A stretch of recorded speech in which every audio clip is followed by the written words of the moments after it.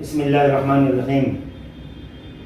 اللہ تبارک و تعالیٰ پیارے حبیب صلی اللہ علیہ وآلہ وسلم کے وسیلے سے غارت فرمائے منحوس آوارہ ڈھول کمپنی کو، جس ظالم اتیاچاری ڈھول کمپنی نے پہلے اللہ تبارک و تعالیٰ اور اس کے رسول والا صلی اللہ علیہ وآلہ وسلم کے حقوق پر ڈاکہ ڈالا، شریعت اسلامیہ میں ناجائز حرام چیزوں کو انجیکٹ کرنے کی کوشش کی، اور اب حقوق العباد میں حق تلفی، حقوق العباد پہ ناقدری کرنے کی کوشش کر رہے ہیں، شتمون مارنے کی کوشش کر رہے ہیں، لوگوں کے دل دکھا رہے ہیں۔ پیارے نبی صلی اللہ علیہ وسلم کے وسیلے سے اللہ تبارک و تعالیٰ اس ڈھول کمپنی کی آفتوں اور بلاؤں سے سارے علماء اہل سنت اور عوام اہل سنت کی حفاظت فرمائے۔ اس حد تک گر جائے گی، منحوس ڈھول کمپنی کسی نے سوچا بھی نہیں تھا۔ ان ظالموں نے ضلع ایٹا میں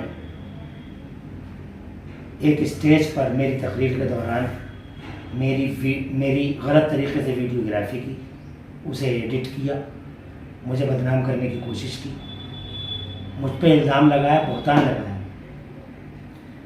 لیکن اللہ تبارک و تعالیٰ میرا حامی و ناصر ہے، میرا مولا ہے، میرا مددگار ہے، کچھ بھی تو نہیں بگڑا میرا، میری عزت میں الحمدللہ کوئی کمی نہیں ہے،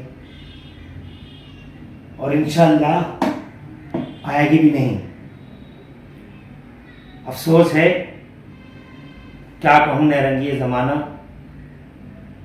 ہائے نیرنگی زمانہ، قام وہابی شیر بے اہل سنت کے نام لیوا، اب اعلیٰ حضرت امام اہل سنت امام احمد رضا رضی اللہ تعالیٰ عنہ کے وہابی شکن اشعار علماء اہل سنت پر چشمہ کر رہے ہیں۔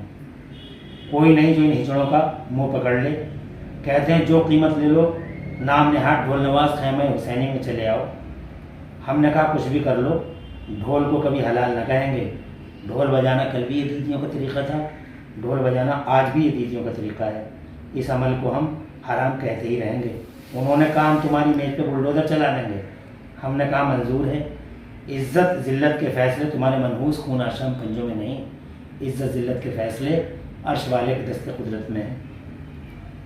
تم 1 کروڑ بار کہہ دو چور ہے، بدماش ہے، ناہنجار ہے، ہم 100 کروڑ بار کہیں گے ڈھول بجانا حرام ہے، حرام ہے، حرام ہے، کہتے رہیں گے۔ اس طرح کی بدتمیزیوں سے تم ہمارا زمین نہیں خرید سکتے۔ اللہ گواہ ہے، ہم نے اپنے 25 سالہ دور خطابت میں کبھی مسلک اعلیٰ حضرت کا سودا نہیں کیا۔ آندھیوں طوفانوں میں حق کا چراغ جلایا،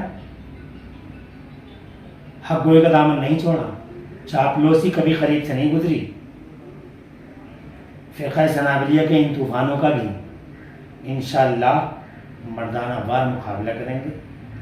اہل سنت کے تمام مسلک اعلیٰ حضرت کے علمبرداروں سے عرض سرکاروں، ڈھول کمپنی کے کتے گلوں میں کیمرے لٹکائے گلی گلی ہر اسٹیج پر تمہیں تلاش کرتے گھوم رہے ہیں، ناگ ہیں ڈس لیں گے، ہوشیار رہنا،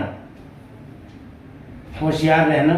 ابھی مجھے ڈسنے کی کوشش ہوئی، مگر بفضلہ تبارک و تعالی عوام کی سمجھداری غالب آئی، سازش ناکام ہوئی، مجھے اللہ تعالیٰ نے ان کے شر سے بچا لیا۔